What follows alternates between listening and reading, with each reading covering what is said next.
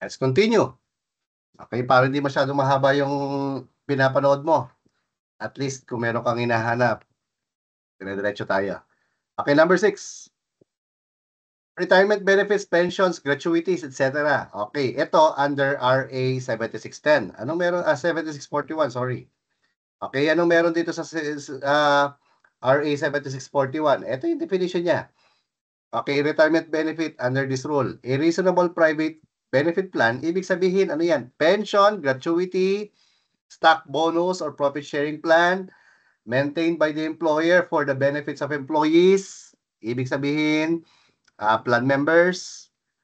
Okay, wherein contributions are made by the employer. Kung employer lang, non-contributory. Kung employees or both, kasama employees or both, contributory ang tawag doon. For the purpose of distributing the corpus or the principals or earnings that's accumulated to plan members. Bakit? Ano yung distribution na yan? Pwedeng pension yan, pwedeng retirement. Provided that in no time shall any part of the corpus or income of the fund be used for or diverted to any purpose other than the exclusive benefit of said plan members. Diba? Parang ang kwento natin, parehas ng concept ng trust to. Si employer, si employee, maka-trustor yan. Lalagay ng pera dyan. Okay, anong klaseng trust to? Pension trusts or employees trust or employees plan or employees retirement plan, yan yon, or employees provident fund. Yan lahat yon. Ito, i-register ba kay BIR? Oo, i-register kay BIR yan. Tapos dito si fund manager, si trustee. Okay, siya yung magpapalago ng pera. O, pag kumita ito ng pera, anong treatment natin dito? Exempt. Exempt. Basta employees trusts. Okay, basta employees trusts. Yan ay exempt. Yan ang tinatawag dyan, reasonable private benefit plan. Okay, mga pension, gratuity, etc. Pwede ngayon. Exempt itong income na to. Pero kapag itong pera na to, at saka yung pera na yan, hindi pwedeng gamitin yan sa ibang bagay. Basta for the benefit of the employees. Sir, paano kung halimbawa si employer, inutang na yung pera na yan o ginamit niya kasi meron siyang control ginamit niya, pinambilin muna ng lupa, pinang-invest niya. Aba, taxable na yung income. Yan ang ibig sabihin niya. Okay? O, dito tayo. Ano ba yung kailangan nating matutunan muna about this? Retirement benefit should not be less than prescribed by law. Ang nakalagay sa ating labor code, 1/2 for every years of service. So, halimbawa, naka 10 years, 20 years. 1/2 month for every year of service. So, 20 years, 1/2 yan. So, ilang buwan yun? Bilangin mo. Okay? So, ano pa? Number 2, optional retirement. Pwede pala to. Okay, regular employee was continuously rendered 5 years in service may optionally retire and avail retirement pay based on approved retirement plan. Kasi minsan sa retirement plan, ang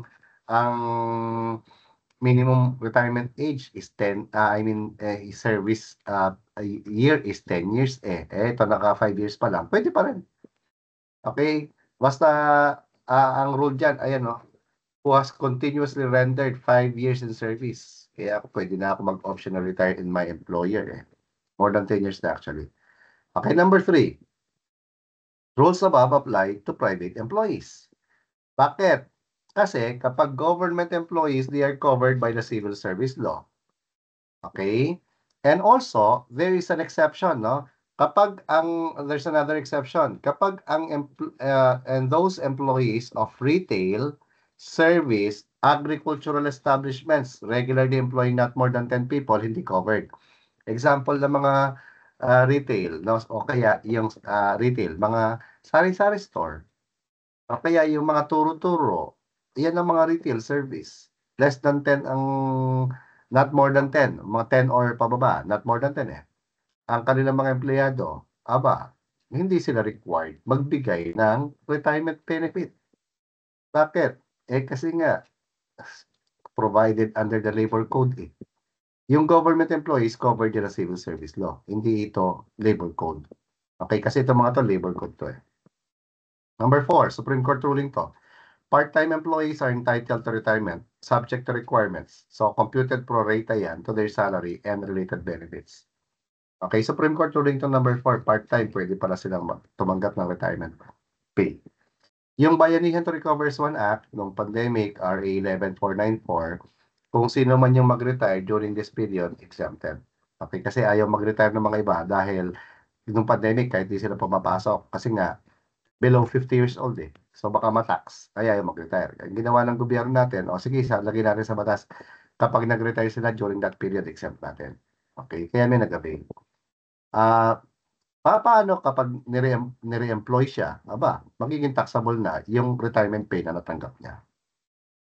Okay? Now, there are sources of retirement or pension. Okay? Or pension or gratuity.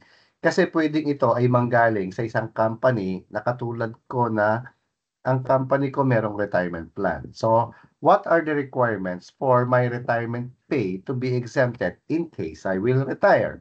Aba, dapat plan is reasonable and approved by the BIR. How would you know the retirement plan is approved by the BIR? Eh di merong certificate of qualification, ang tawag dyan CQ.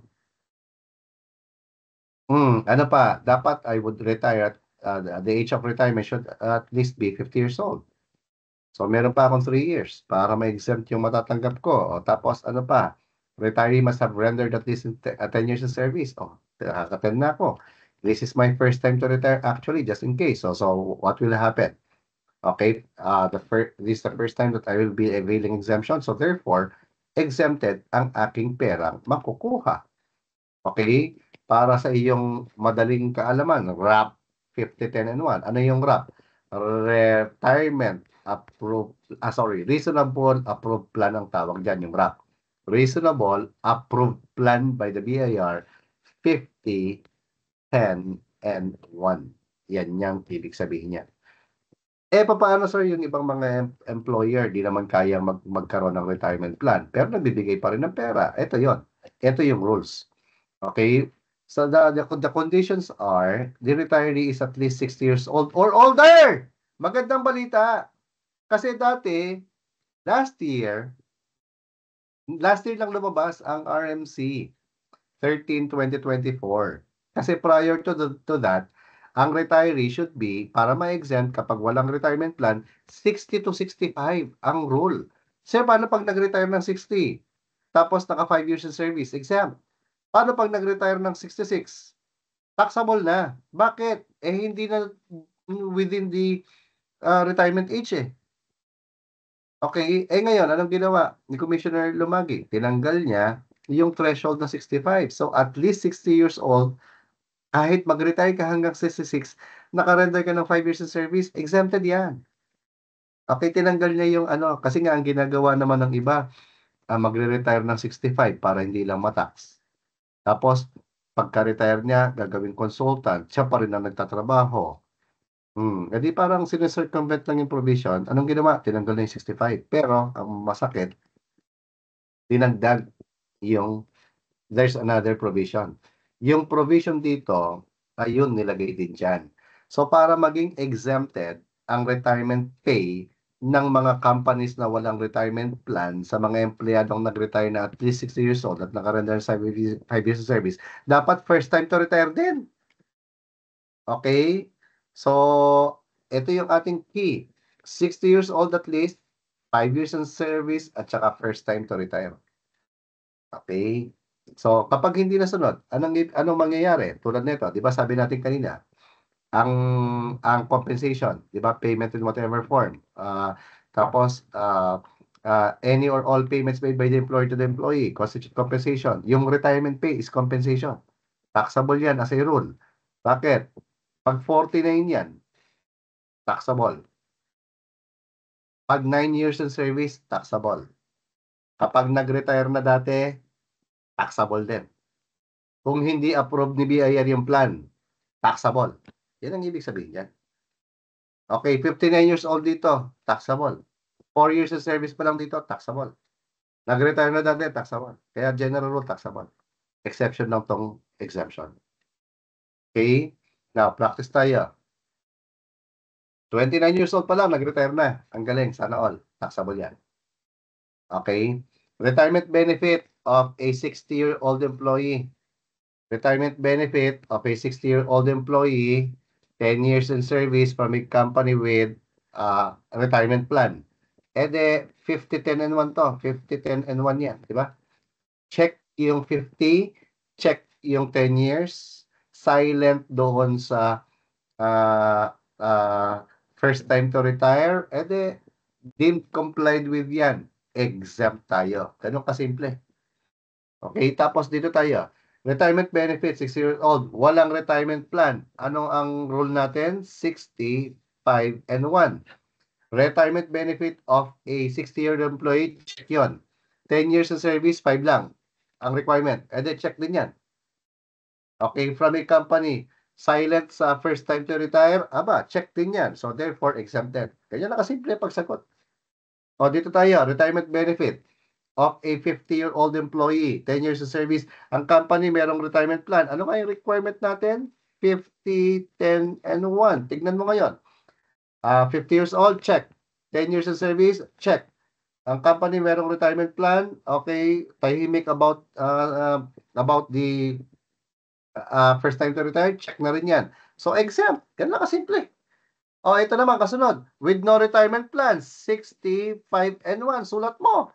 Nag-retire tong empleyado, 60. Ni 50 years old siya nag-retire, sorry. Tapos, 60 years old ang requirement, taxable.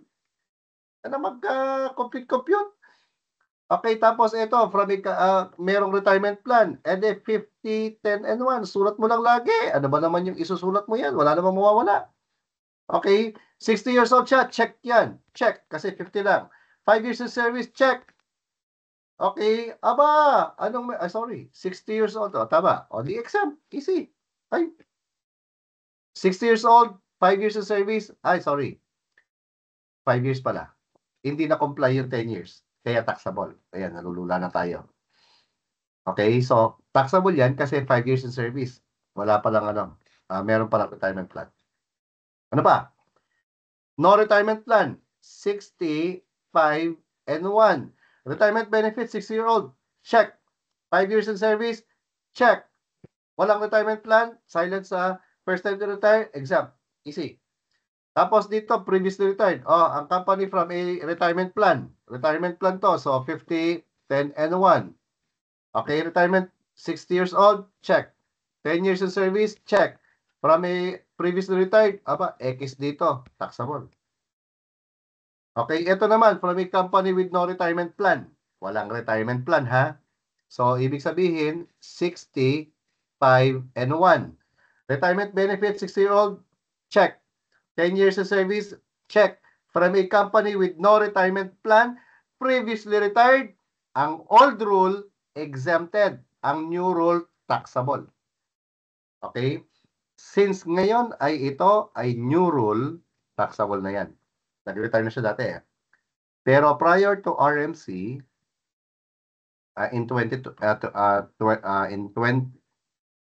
June 2024. Okay, prior to June 2024, exempt yan. Kasi walang requirement ng previous retirement before that RMC. Retirement benefit, 90-year-old employee, 70 years of service, ang company walang retirement plan. Eh di ano yan? 65 and 1. 90 years old siya. Okay, check na yan. Under the new rule. Okay, tapos 70 years of service, grabe, pagka-graduate pala ng college, empleyado na, check yan, 5 years eh. O, anong meron dyan? Under the new rule, exempt yan. Under the old rule, taxable yan. Bakit? Kasi nga, lampas na siya ng 60, hanggang 60, lampas na siya ng 65, hanggang 65 lang para ma-exempt eh. Yan ang rule dati. Okay? So, dito naman tayo, separation or termination pay. Iba ang retirement pay sa separation pay. Retirement pay, kakausap lang natin. Kapag separation or termination pay, okay, ito yung mga nangyari. Anong meron? Merong DOSA. An employee has been separated or terminated from service because he died already. Tinanggal sa trabaho because of other physical disability. Hindi na siya makapagtrabaho eh. nabulag naputol yung kamay ito, malubha na yung sakit niya. Serious sickness. Dapat serious ha. Dapat serious sickness para ma-exempt. And this one is any beyond the control of the employee. Hindi employer yan ha, employee. O di ngayon, bakit natanggal yung empleyado? Wala siya magawa kasi bankrupt na yung company Hindi na siya kailangan kasi automated na Redundant na yung position niya. O yung automation related dito, installation of labor-saving devices. Di na kaya natin kailangan ng maraming security. Meron na CCTV Meron na mga computers tapos, ayun sarado na. Okay, so separation termination should be involuntary. At least dito yan, involuntary. Talagang wala magawa Okay, compelled by circumstance, matindi na yung sakit wala putol na yung kamay So years of service is irrelevant. Walang 10 years in service dito, walang 5 years in service. Okay, kakapasok pa lang tapos biglang nabagsakan ng kung ano, tapos hindi na naputol yung kamay pa. Ayan. Binigyan ng separation pay, termination pay. Exempt. Okay, separation pay can be 1/2 or 1 month for every years of service. Depende sa pangyayari. Okay, labor code naman yun. Hindi nyo naman problema yun. Tax. Ang importanteng alam mo lang dito, how do you treat the separation pay? Basta dosa yan, okay, exempted yan. Practice tayo. Separation pay by reason of death, natural, exempt. The separation pay due to a disease, that is not serious, grabe naman yan. Sinipon lang yung empleyado, tinanggal. Binigyan ng separation pay, taxable. Malubhang sipon, serious. De joke lang. Pag malubhang sipon, not serious pa rin yun. Pero kapag halimbawa, yung sakit niya, no? Stage 4 cancer, di na makapagtrabaho talaga, tinanggal sa serbisyo, exempted. Due to other physical disability, itong mga to, hindi na makapagtrabaho. Redundancy, exempt. Insolvency, bankruptcy. Installation of safer labor devices, automation din yan. Nag-resign ka voluntarily, taxable. Kaya kapag ganyan, no, yung separation pay para hindi matax, sabihin mo na lang sa boss mo, wag na po, hindi po ako magre-resign. Tanggalin nyo ako, sabihin nyo redundancy para ma-exempt. No? Kung ano naman talagang redundant naman na talaga Okay, sinara ng gobyerno yung negosyo. Ito rin gagawin. Beyond your control, accepted. Okay? Ito naman, itong tulad nito, tingnan mo, makikita mo yung design ng ating discussions Yung number 8, number 9, mga benefits to. Okay, retirement gratuities, social security benefits, and other benefits. Ito yan. Alam mo bang ito yung yung mga Pilipino na nag-ibang bansa, nag-retire, dito sa Pilipinas nagpunta. Okay? Ito yung mga AFAM na dito na nakatira sa Pilipinas at dito nag-retire.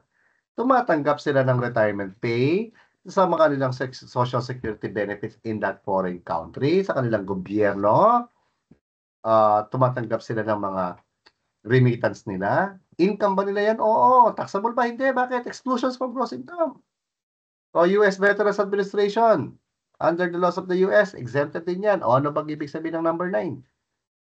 Nung World War II, ang Pilipinas, at saka Amerika, Philippines, and America, USA, nilabanan ang Japan.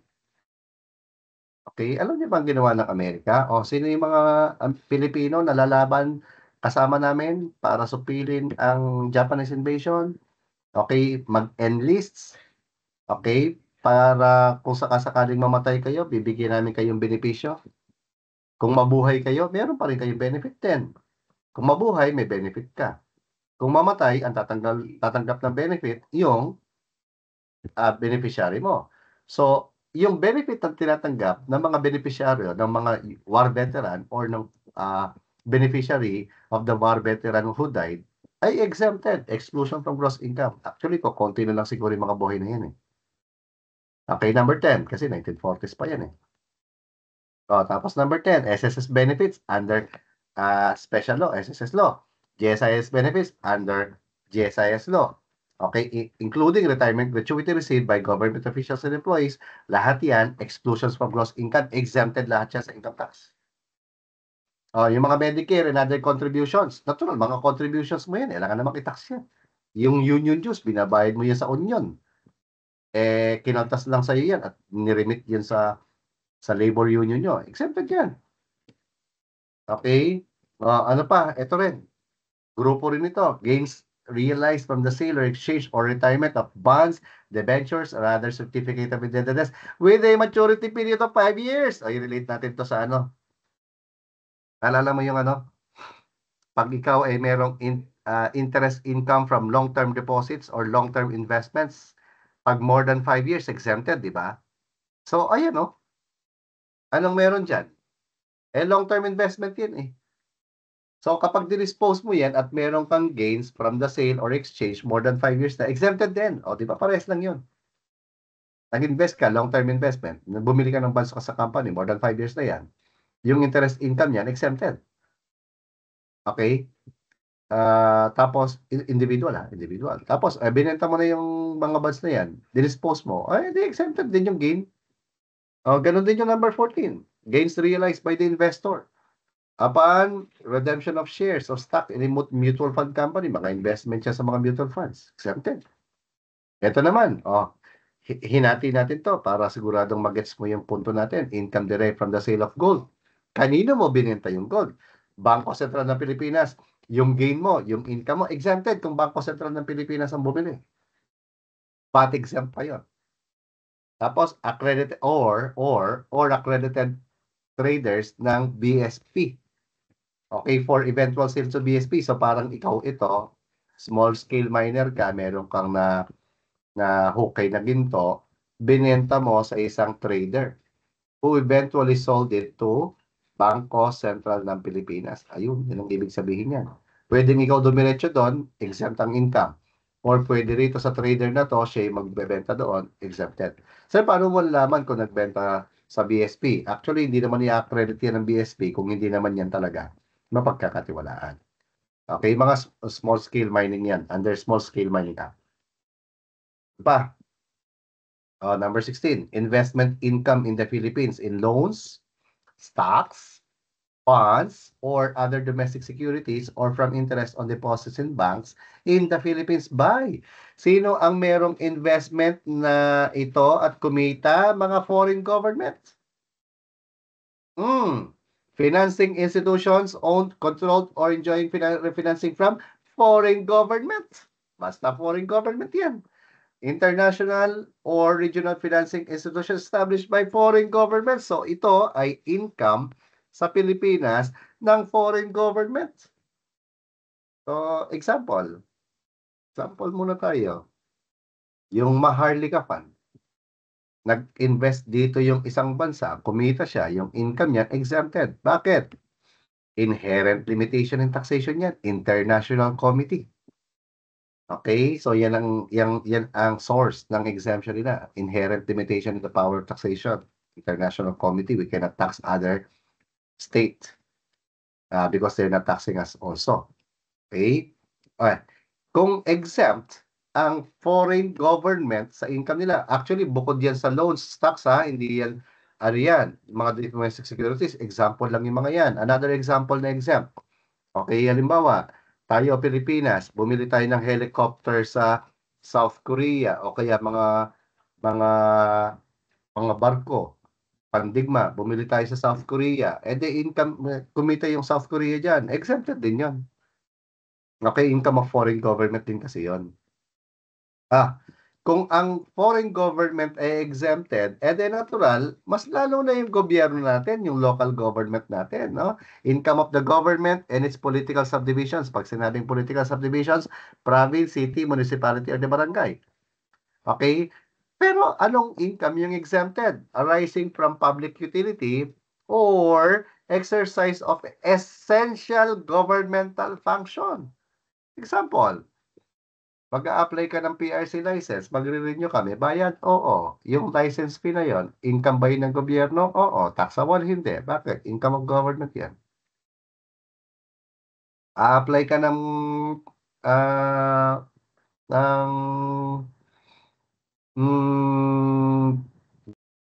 Lisensya sa LTO, may bayad? Oo.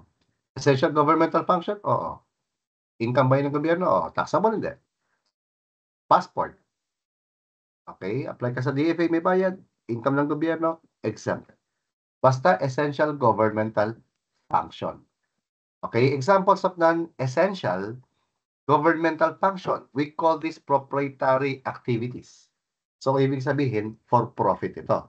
So, ang mga proprietary activities are actually taxable. Okay? Yung munisipyo ninyo ay merong palengke na pinapaupahan yung mga stalls. Sa Makati, yung mga Jolly Chip. Okay? Leasing of properties, subject sa regular income tax yan, subject sa VAT. So, which means they are also required to file income tax returns and VAT.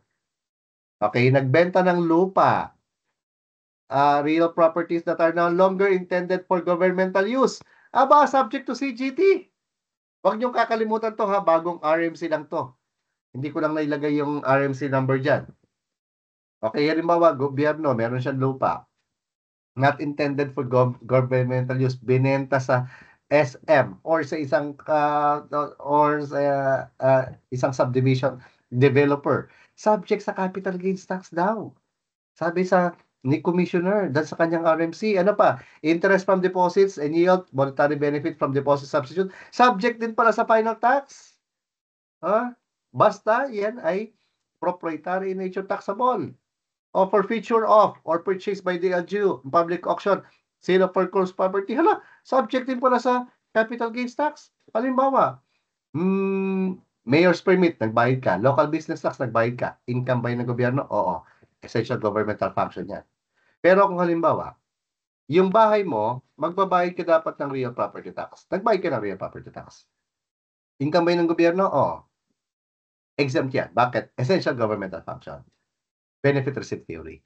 Ngayon, kapag hindi nakapagbayad ng real property tax ang isang may-ari ng lupa, ang gobyerno, ipo-foreclose niya yan. Di ngayon, na-foreclose ng gobyerno, siya na may-ari ng bahay at lupa.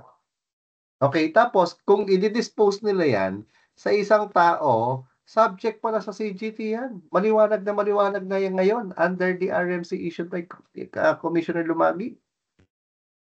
Niliwanag niya.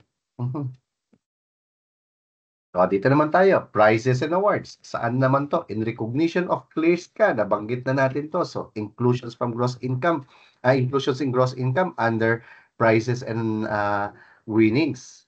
Okay? Ano yung ClearSka? Ayun, charitable. Basta ClearSka yan, tapos the recipient was selected without any action on his part to enter the contest or proceeding, meaning no effort. And the recipient of the income is not required to render substantial future service.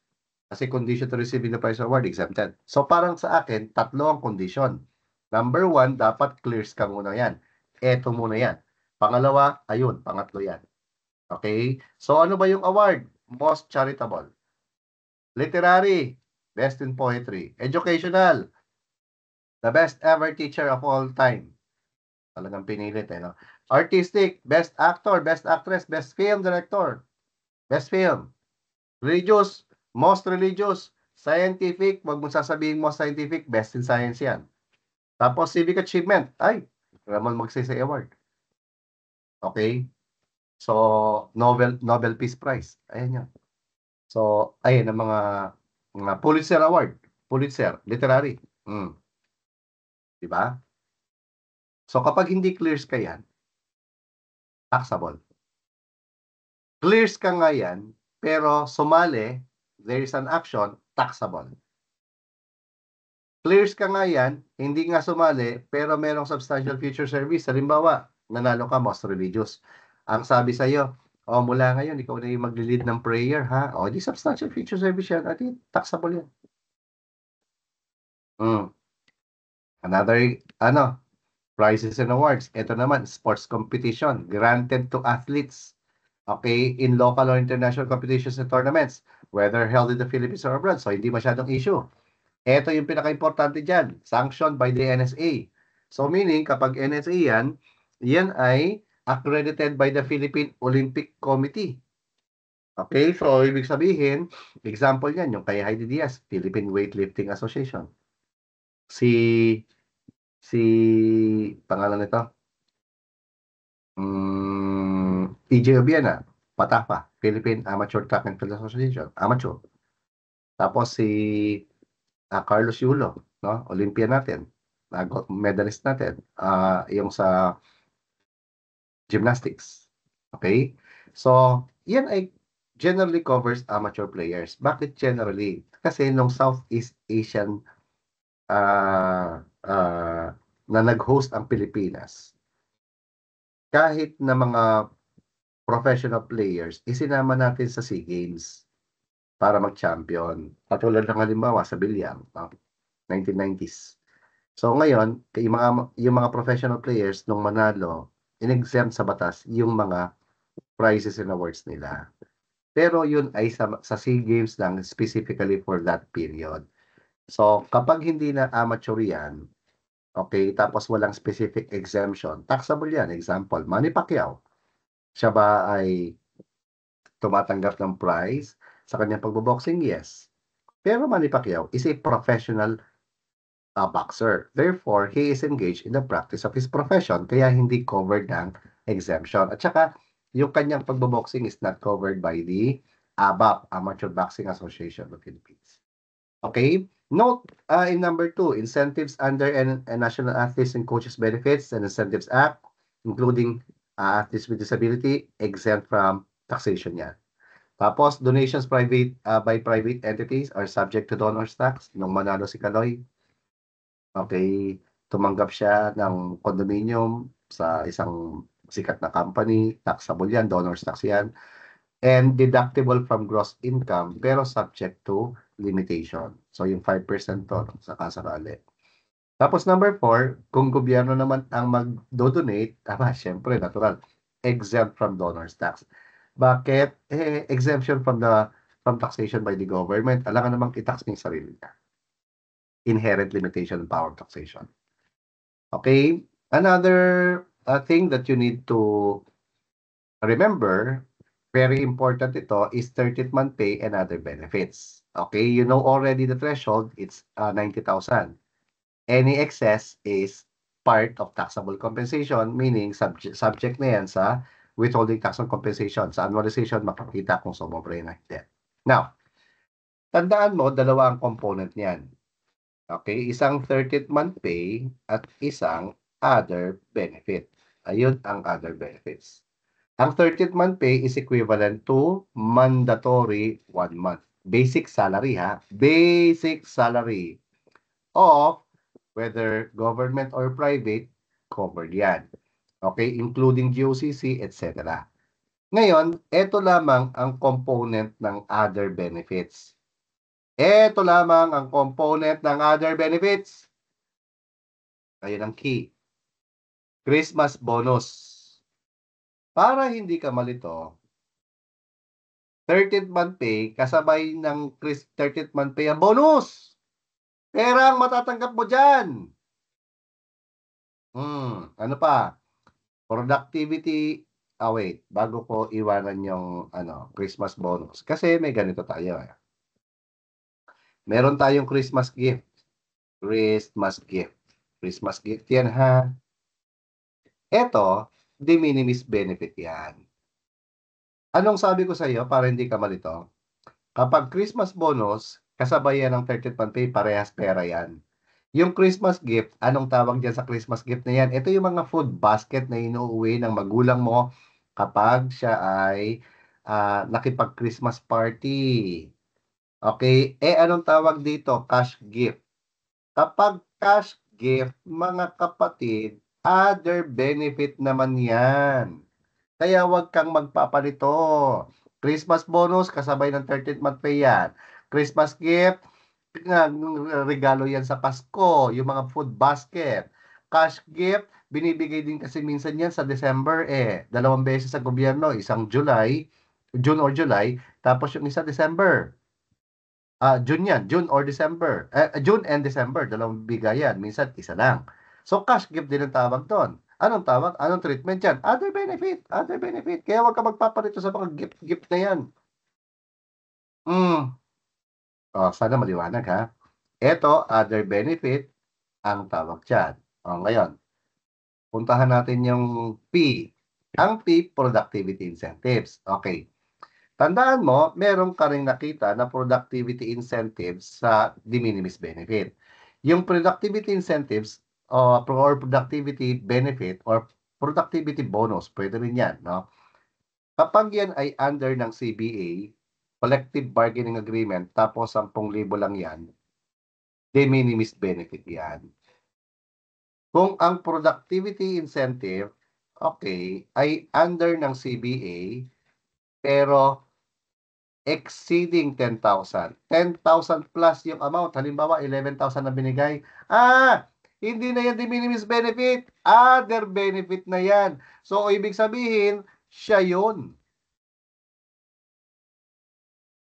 Paano kung nagbigay ng productivity incentive? Productivity incentive, hindi galing sa CBA, not CBA. Wala namang union sa company, nagbigay ng productivity incentive kasi ang sisipag ninyo, very productive kayo. Anong treatment nito? Halimbawa, nagbigay ng 5,000 o 20,000. Treatment yan, other benefit. Sino yan? Siya yun. Kaya wag kang magpaparito, di ba? Ang daming pwedeng gawin eh. Ganito rin gawin mo sa mga pag-halimbawa, pumasa ka na tapos nasa company ka.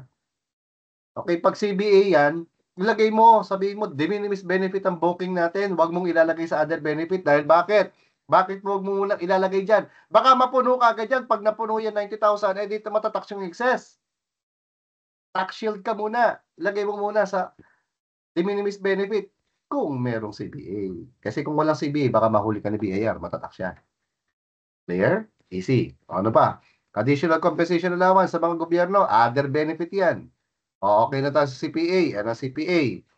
Dito tayo. Goal naman tayo. Goal. Cash gift. Binigay na natin sa iyo kanina. Cash gift yan. Okay? Tapos, other benefits of similar nature. Other benefits of similar nature.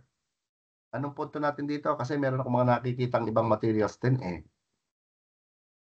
Mamaya, babalikan ko. Sige. Loyalty award. Ay, balikan natin yung other benefits of similar nature. Loyalty award tayo. Di ba meron tayong Employee Achievement Award? Okay? Na ngayon, ang rule na natin tangible or cash or gift certificate, 10,000 exempted. Di ba? Employee Achievement Award, Loyalty Award. Loyalty. Okay, old rule muna tayo ha. Old rule muna tayo. Ibig sabihin, wala pa yung revenue regulations for 2025. So, halimbawa, loyalty. Loyalty award. Nagbigay ng electric fan. Nagbigay ng fan. Exempted. De minimis benefit yan.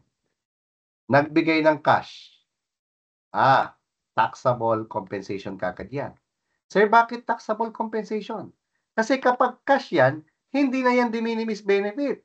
Kung hindi yan de minimis benefit, hindi mo pwedeng ikarga dito sa excess de minimis benefit. Kasi nga, hindi siya de minimis benefit. Kaya taxable compensation siya. O, tanong, pwede mo bang iligay yan dito as other benefits of similar nature? Ang sagot, kung ako'y tatanong mo, hindi. Bakit? Hindi naman Christmas bonus yan eh. Hindi naman productivity incentives. Hindi naman AKA. Hindi naman cash gift yan. Hindi naman loyalty award yan. Hindi nga de minimis benefit. So, ibig sabihin, hindi siya similar nature. Kaya hindi pwede. Yung iba kasing mga nakikita ko materials, nilalagay dyan. Hindi pwede sa tunay na buhay. Delikado ka. Old rule yung pinag-usapan natin dito ha. O, di ngayon. Wait lang. Kapag cash, sorry, nalito ako doon. Pinabawi ko yung sinasabi ko. Wait lang.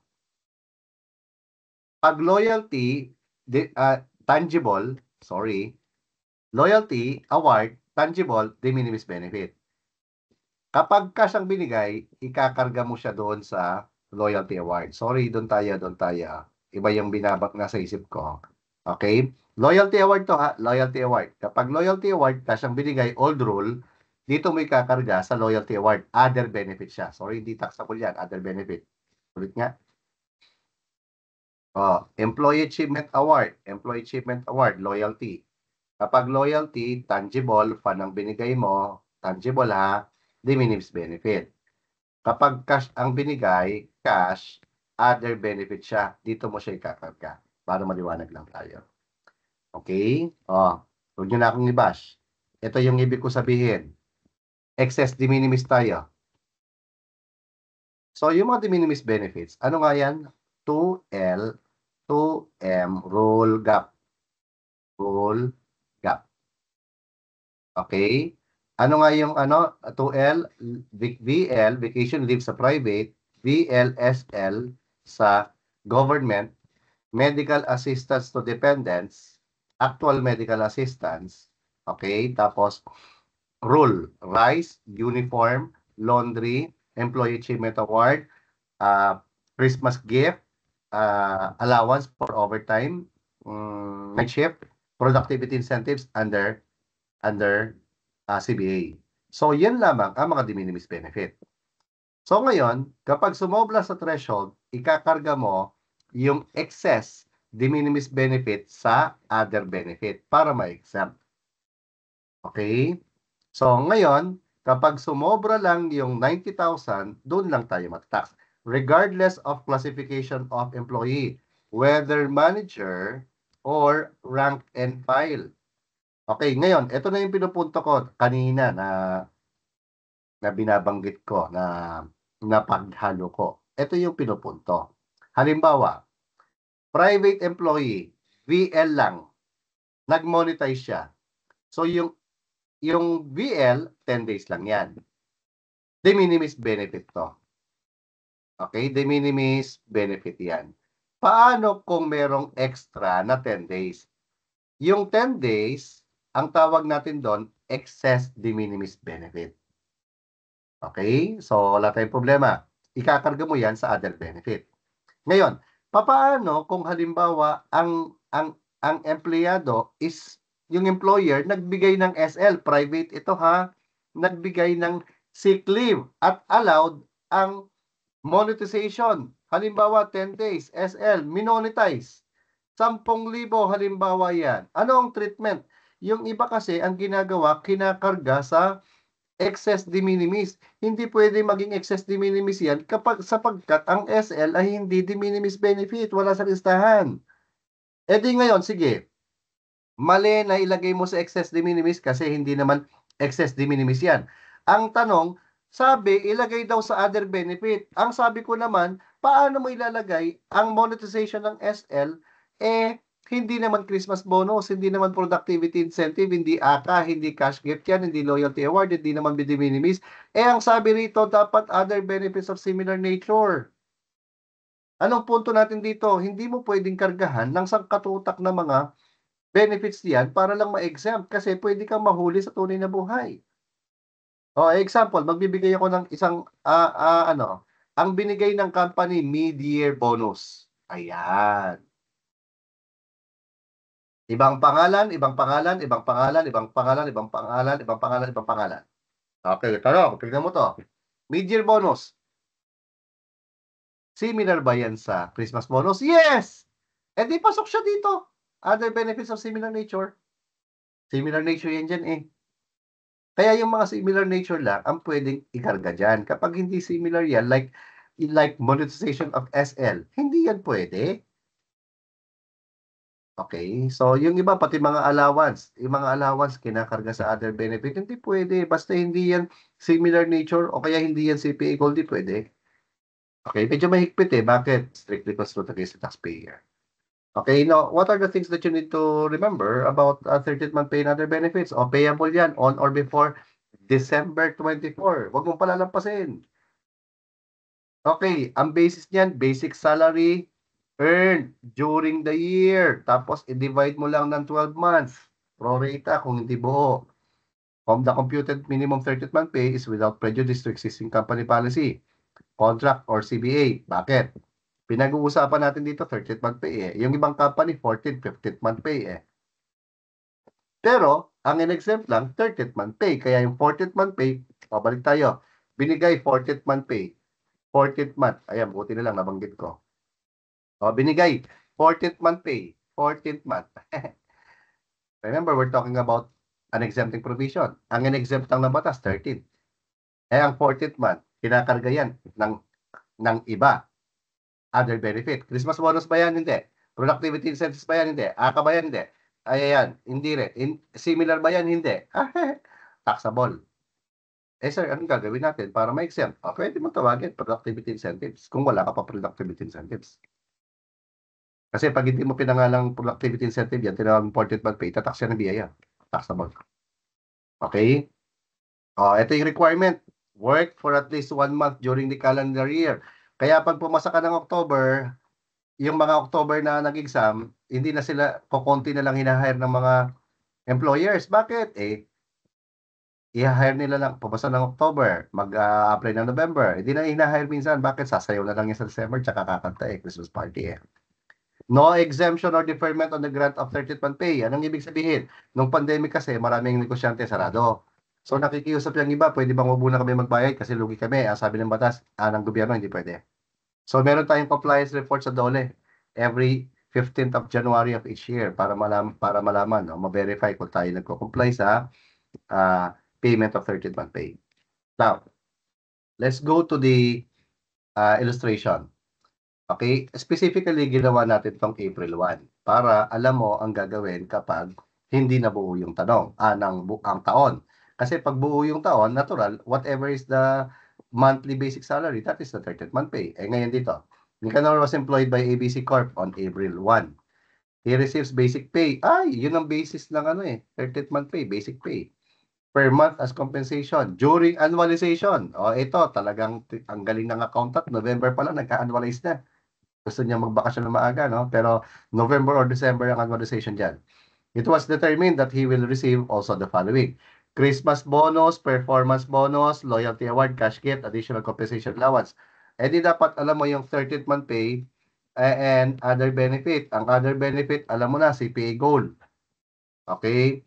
So ngayon, compute the following. Magkano yung 30th month pay, other benefits, okay. Magkano yung total compensation, ibig sabihin, gross yan, gross ang hinahanap dyan. Magkano yung non-taxable, edi yung exempt compensation yan, at saka tax due. Tignan natin. Tinatanong tayo kung magkano yung 30th month pay sa number 1. Magkano yung 30th month pay sa number 1? Edi simple lang. Basic pay divided by total basic pay divided by 12 months. Okay? 9 months siyang nagtrabaho. 9 months na nagtrabaho, times 20,000, 180 divided by 12. So, pro rata, 15,000 ang kanyang 30th month pay. Check na tayo. Tinatanong tayo kung magkano yung other benefits. Ang other benefits, CPA Gold. Okay?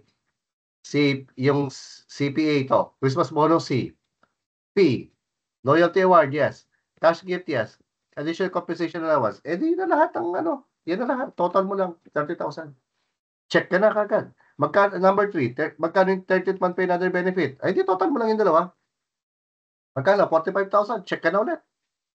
Tinatanong tayo, magkano yung total compensation? Anong sabi ko sa iyo kapag total, gross ang hinahanap? Kapag gross, lahat ng taxable at saka lahat ng exempt, lahat yan. Magkano lahat ang binayad? Di total mo lang. Basic pay, 180. 30th month, binayaran ng 15,000. Other benefit, 30,000. Di total compensation, 225,000, check ka na naman. Magkano yung non-taxable? Yung mga non-taxable yung exempt. Na-compute mo yung 30th month pay, 15,000. Other benefits, 30,000. Isa, bakit walang SSS pag-ibig? Kung meron, ilagay mo lang dyan. Hindi lang non-taxable. Ano pa? Tinatanong tayo, check ka na naman, magkano yung tax due? Hala, huwag ka na magtingin ng graduated tax table. Okay? So, 225,000 ang gross. Tapos, merong exempt na 45,000. Non-taxable. 180. Less than 250,000 yan. Yung tax due. Magkano? 0. Exempt yan. So, kapag compensation, dyan lang dadaan ang lahat ng mga questions. Okay, basic lang talaga naman ang tinatanong sa exam Kaya, keep on practicing, keep on trying to learn all of this kasi ito yung mga basic talaga na dapat alam mo, entry-level skills. Okay? Miscellaneous items. Ang nakalagay kasi sa CPA syllabus natin, exclusions from gross income. Ang AFP, meron silang mga exclusions from gross income. Ano yung mga yan? Longevity pay, mandatory allowances, COLA, iba yung cost of living allowance nila, exempted. Yung pera nila, personal economic relief allowance, exempted din yan. Hazardous allowance, exempted. Oh, yung mga collateral pay, specialist combat flying air mechanics, lahat ng yan. Tapos, collateral allowance, special clothing allowance, cold winter allowance, cold weather allowance, winter clothing allowance, exempted din yan. Sir, bakit meron mga winter allowance? Wala namang winter sa atin kasi pwede silang ipadala sa ibang bansa yung humanitarian mission. Di, pag binigyan sila ng mga ganyan, exempted. O, tignan mo, magsusundalo ka pa lang, enlisted ka pa lang, meron ka ng allowance, exempted yan. Laundry allowance, exempted din. Okay? Pero itong mga yan, taxable yan. O, Bayanihan to Recover as One Act, balikan lang natin ng konti yung history. Ang ginamit na term kasi sa Bayanihan to Recover as One Act, the following income are excluded. Ibig sabihin, exclusion. Excluded from gross income daw, exclusion yun. And are therefore exempt. Kaya ako nagiging technical ako eh. Pag sinabing excluded, exclusion ang ibig sabihin yan. Yung COVID-19 Special Risk Allowance given to public or private health workers, exempted yan. Actual hazard duty pay given to temporary human resources for health, exempted. Okay, compensation for contracting COVID, yung mga healthcare workers natin, kinompensate natin. Okay, kung mamatay, bigyan ng 1 million yung pamilya. Exempted sa income tax, exempted sa estate tax. Kung magkasakit, severe, bayaran natin 100,000. Binubuhis ang mga buhay nila sa due to COVID-19 100,000 yan, exempted. Kung mild lang yan, moderate, 15,000. Kaya alam nyo, nung pandemic, ang dami nating severe or critical kasi yung iba kahit mild ginagawang severe. Kasi nga, para mabigyan ng mas malaki. Healthcare worker naman yan Anyway, amounts given or kailangan ito from February 1 and during the state of national health emergency, okay, as declared by the President, ito yung start niyan. Exempted yan. In case of death, estate tax exempt. Noong July 1, 2023, Proclamation number 297 by BBM, nilift na niya ang Pilipinas sa state of public health emergency. So therefore, any payment or compensation after this proclamation lifting the state of public health emergency in the Philippines, taxable na. Kasama sa estate. Okay, number 4, ito yung period na to, yung retirement benefit, exempted yan. Okay, so other exempt incomes naman tayo. Pagsamahin na natin to, mabilis lang naman to. Other exempt income, hindi ito mga exclusions kasi nga ang exclusions from gross income, yun lamang yung kanina. Okay, pabilisan, personal equity retirement account. Okay, income from personal equity retirement account, contribution, mga qualified contribution, limit, maximum amount per calendar year. Okay, kapag single ka o Filipino ka, married ka, 200,000 bawat isa ang limit ng pwedeng i-contribute sa pera. Kapag ikaw ay overseas Filipino, single or married overseas Filipino, ang maximum contribution ng bawat isa, 400,000. Okay? Okay, yung isa dito lang sa Pilipinas, 200.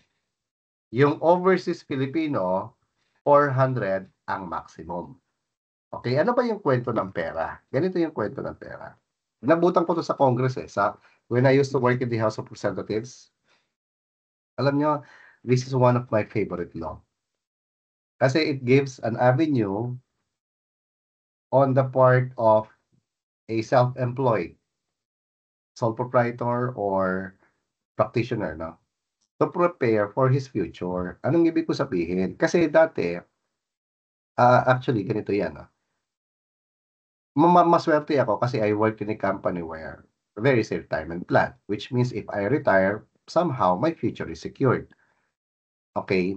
Papaano kung ikaw ay nagtrabaho sa isang company na walang retirement plan? Nagpaka-loyal ka. Pagkatapos, nung magre-retire ka na, biglang nagsara, lugi. Anong ibabayad sa'yo? Wala. Anong mangyayari sa'yo? Nga.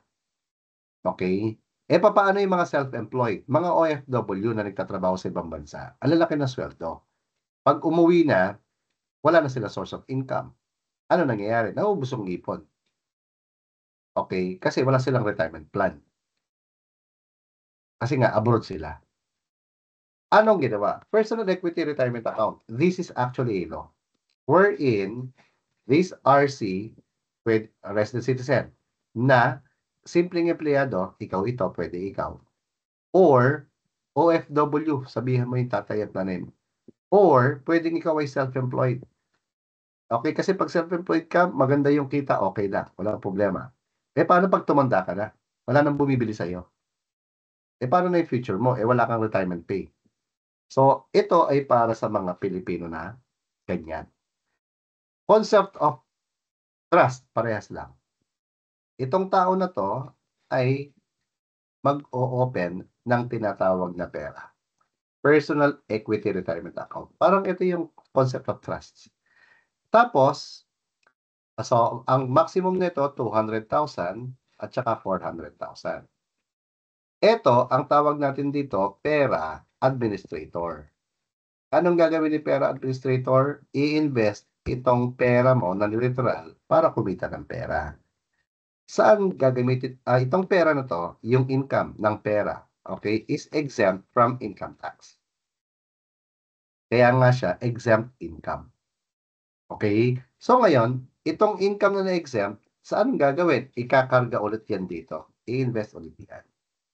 Okay, bakit? Palalaguin yung pera mo na literal. Kasi ito, account ito account. So ngayon, pag lumago na yan, okay, anong mangyayari? Di meron kang pang retirement. Kaya nga, ikaw mismo ang mag-open ng account. Maganda ito. You try to prepare for your future. Okay, so kumbaga, pinaghahandaan mo ang retirement mo. Hindi ka aasa sa employer mo. Hindi ka aasa sa insurance. Hindi ka aasa sa anak mo. Kasi pag ang anak mo, no, sabi pa naman ng mga bata ngayon, I'm not an investment. That children should not be an investment of the parents. Yan ang pinagsasabi nyo, yung ano nyo yung generation niyo di ibig sabihin, dapat ka rin maganda. Okay, so, ayan. Tignan natin to. Ano pa yung bagay na kailangan matutunan? Ay, napakaganda nito. Kapag ikaw ay nag-avail ng pera, halimbawa 200,000 ang contribution mo, qualified ka sa tax credit certificate na 5%. So, ibig sabihin, meron kang 10,000 na pwede mong pambayad ng income tax mo kung meron kang income tax. Okay, meron kang doc stamp na babayaran, pwede mo pambayad yan. Bakit? Tax credit certificate yan eh. Actually, pati withholding tax on compensation, pwede mo rin pambayad yan. Tignan mo yung 2316 ngayon. Okay, tignan mo yung 2316. Meron dyan nakalagay. Pera. Okay? So yung pera naman yan, kung wala ka pambayad, huwag ka mag-alala. Expiration of the tax credit certificate is 5 years. Kaya madaling tandaan eh. 5%, 5 years. Okay, penalty for unqualified withdrawal. So pinasok mo yung pera, nag-open ka ng account, personal equity retirement account. Okay, pag withdraw mo yung cash, okay, 20% of the gross income earned by pera, subject sa penalty yan. Matatax na rin yan. Okay? Now, ito naman, Medal of Valor awardee. Okay, as the term suggests, Medal of Valor. So, an award has been given by the government because a person is considered a hero. Okay, so itong mga Medal of Valor awardee, very rare lang yan. Okay, binibigyan yan ng pamahalaan lifetime monthly gratuity of 20,000 pesos. So, yung 20,000 pesos na yan, exempt income yan. Okay, tignan mo. This gratuity is separate and distinct from any salary or pension which the awardee is currently receiving or will receive from the government. In the event of death of the awardee, kasi nga nakipagbarilan or whatever, the same shall accrue in equal shares with the right of accretion doon sa asawa. O doon sa asawa, halimbawa yung police, no, mga ganyan, or sundalo, until she remarries. Kasi pag nagpakasal na siya sa iba, yung kaya nga binibigyan ka ng sa'yo binigay kasi yung hero yung asawa mo pero pag nagpakasal ka na, putol na yung gratuity na yan. Okay? And to the children, legitimate or adopted or illegitimate until they reach the age of majority or 18 years or until they marry, whichever comes earlier. Okay, parang ito yung pasasalamat ng gobyerno sa kabayanihan na ginawa ng tatay mo. Okay, the gratuity shall not be included in the computation of gross income and shall be exempt. Kakasabi lang natin, exempt yan from taxation. Okay, bukod pa dyan, ang mga Medal of Valor awardee are entitled to 20% discount on transportation, hotel, restaurant, recreation, sports center, purchase of medicine, admission fees, etc. Parang sa PWD, senior citizen, at saka sa national athletes, coaches and trainers. Pero ito yung kakaiba. Yung 20% discount kasi sa senior, PWD, at sa senior citizen at saka PWD, deduction from gross income kasi yon, expense yon. Pero ito, kapag ikaw ay nagbigay ng discount 20% sa Medal of Valor awardee, anong meron? Tax credit siya. Mas maganda. Bumili sa'yo ng 100,000. Okay?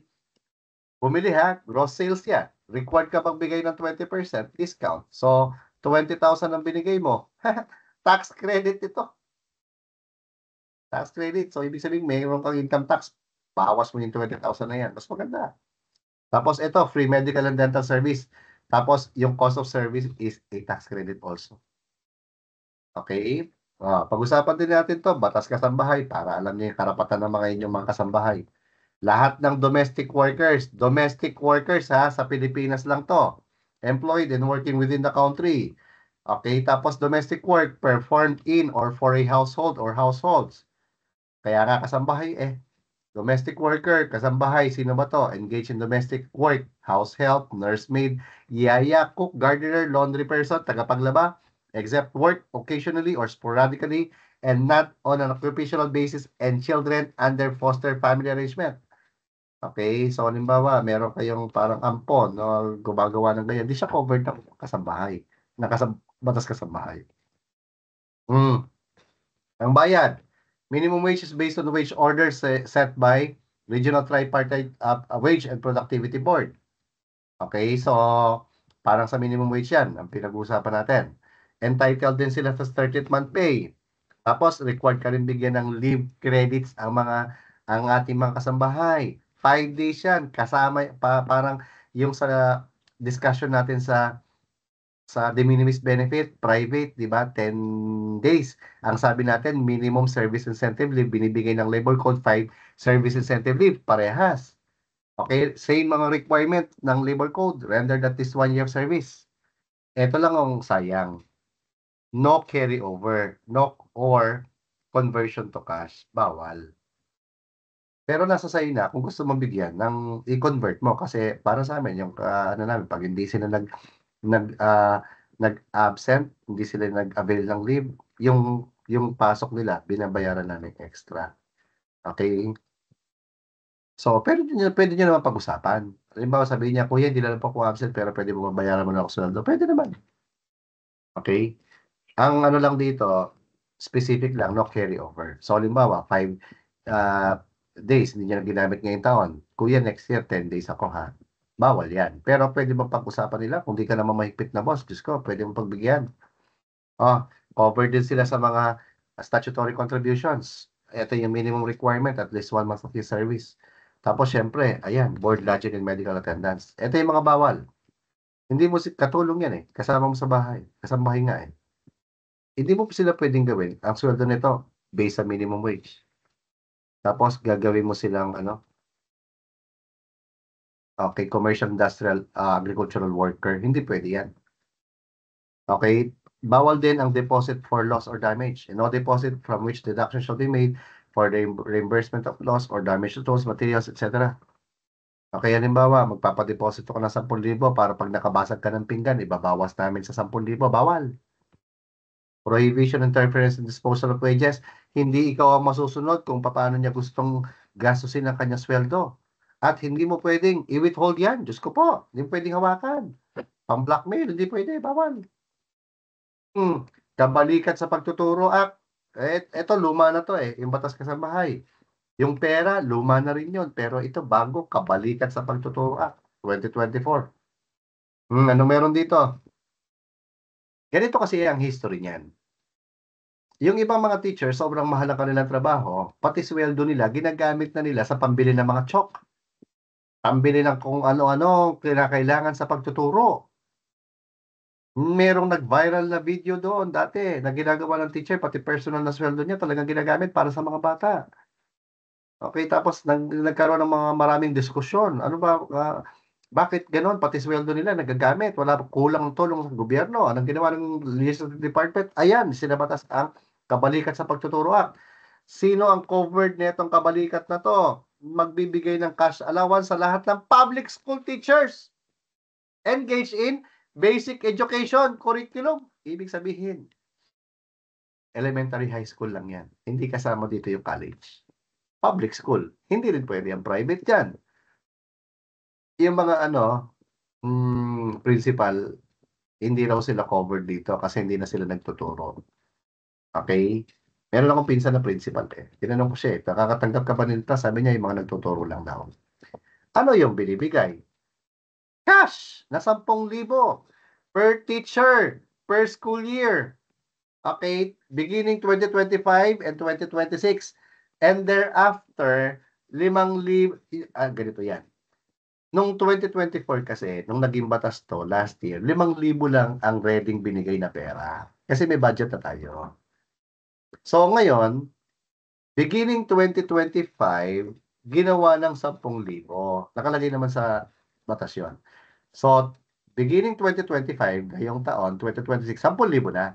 Pero last year, nung maging batas, 5,000 pa lang. Okay, cash allowance ang tawag dyan ha. Ngayon, saan ba gagamitin yung allowance?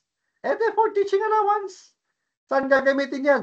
Pambili, purchase of tangible and intangible teaching supplies and materials.